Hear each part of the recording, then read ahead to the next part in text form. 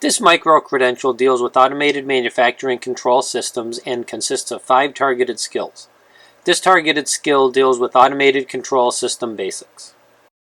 An automated control system is designed to perform a task with minimal intervention and is often used for repetitive tasks to improve performance and lower costs. It can vary from simple to complex, but all will have the same basic subsystems.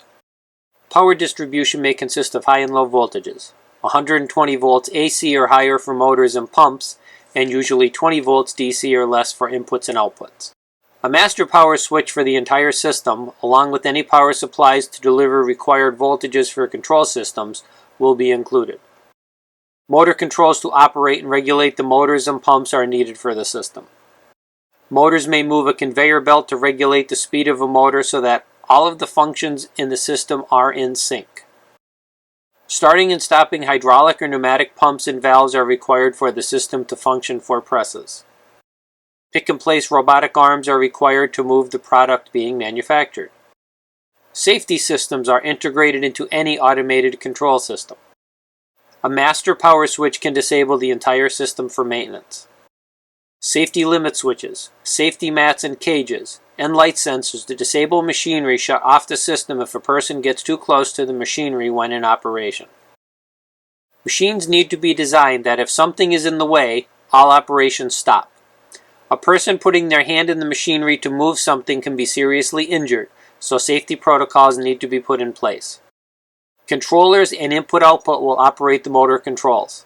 They will read the signals from any safety devices or switches on the system to start, run, or disable its operation. These controllers may vary from a dedicated, one-function custom controller that only runs one machine to a programmable logic controller, or PLC, which can be programmed to change the operation of the system.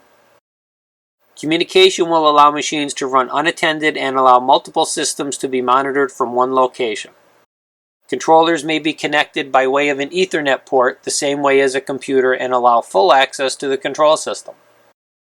Older systems may use RS-232 and RS-485 communication methods that limit what functions may be handled remotely. Unfortunately, with complex systems that are interconnected, cybersecurity needs to be addressed. If it is online, it has the potential to be hacked.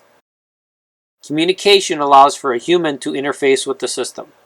This allows the operator to verify that the system is operating as designed and send notifications of an issue, such as a jam or low on material signal. It allows one person to monitor multiple systems and not need to be standing next to the system while in operation. It can be as simple as displaying operating status and start-stop functions, up to the ability to fine-tune the system's operation and show the status of all functions and switches as the machine is running. It may also communicate to the next step in the manufacturing process, letting the next system know the product is on the way. Finally, remember that an automated control system is designed to do a task with minimal intervention and is often used for repetitive tasks to improve performance and lower costs. Its system may vary from simple to complex, but all will have the same basic subsystems.